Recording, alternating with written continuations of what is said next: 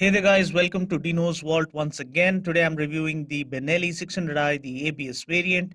The Benelli 600i is the most affordable inline four-cylinder motorcycle in our market. Not only does the bike carry an irresistible price tag, but it also inherits the rich heritage and the royal legacy of Benelli motorcycles, which is undeniable. Benelli motorcycles have been there for over 100 years now, a company that was started by a widow and her six sons back in 1911. Now, brand Benelli oozes the Italian flair and flamboyance beyond its brim and offers all the muscle and raw power in an era that is dominated by state of the art electronics. Benelli have always kept their formula simple, which I believe results in we experiencing motorcycling in its pure, brutal form. The 600i, I believe, has just been around for more than a year in our nation, but it still has managed to earn for itself a special place in the hearts and minds of the Indian bikers for the raw power, tank like build quality, and the exhilarating background score it has on offer. Well, all of us Benelli fanboys have always been hoping for ABS to be included at least as an option in the Benelli lineup. Now, Benelli have heard our prayers, and the 600i is the first to get ABS as standard in the entire Benelli lineup for our Indian market. Depending on the response to this, Benelli, I think, would slowly start adding ABS to all of their existing models. Now, having ABS on board doesn't necessarily mean that we are depending more on technology rather than our own riding skills. The road conditions and scenarios are getting more and more uncertain by the day.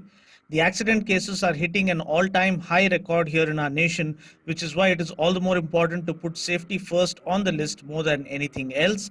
There have been nearly 1.5 lakh accident deaths here in our nation in 2015 alone. When we look closely, as many as 16 deaths happen every hour from road accidents, which is really scary.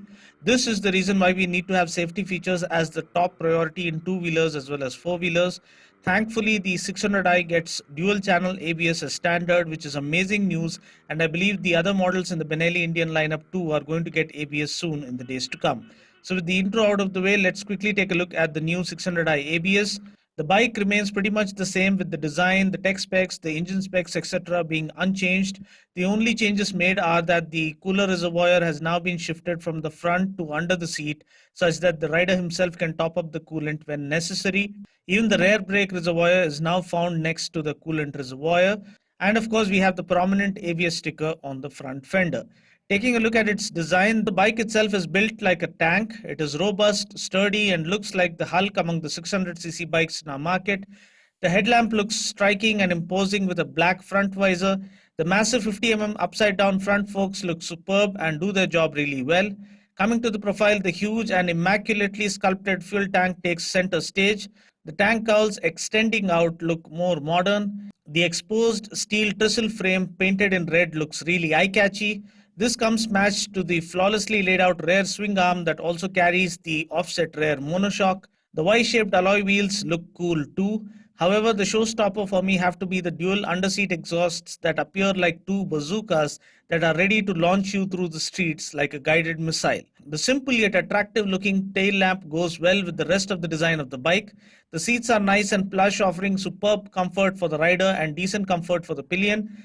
Hopping onto the rear seat is slightly difficult, but this bike is best enjoyed riding solo. The switches are of good quality. We do get a high beam flasher and a hazard light switch. We also do get an engine kill switch. Then of course we have the ABS switch. Yes, we do get the option of switching off ABS as per our preferences. Looking at the instrument panel, we get an analog tachometer. The digital display contains the speedometer, odometer, trip meter, fuel gauge, engine temperature reading, and a clock. Then we have the ABS light indicator. ABS is on by default when we turn on the ignition. We can, however, long press on the ABS button for 3 seconds to turn off ABS. Please note that we need to come to a standstill every time we want to switch on or switch off ABS. Now here is the ABS demo. The conditions were perfect to put to test the ABS unit.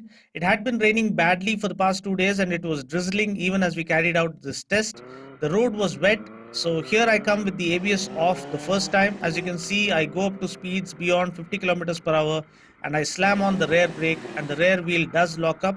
Unfortunately, one camera that I placed near the rear wheel automatically went into photo mode instead of the movie mode, maybe because it was drizzling. It recorded only the pics instead of shooting the video. Here are some of the pics, but the rear wheel did lock up. Next, I switched on the ABS to find out how effective it was under really challenging conditions. Now here I come the second time around with the ABS on. Now this ABS unit reminded me of the unit from CBR 650F. This one was very effective and reassuring. That's the word I'd like to use.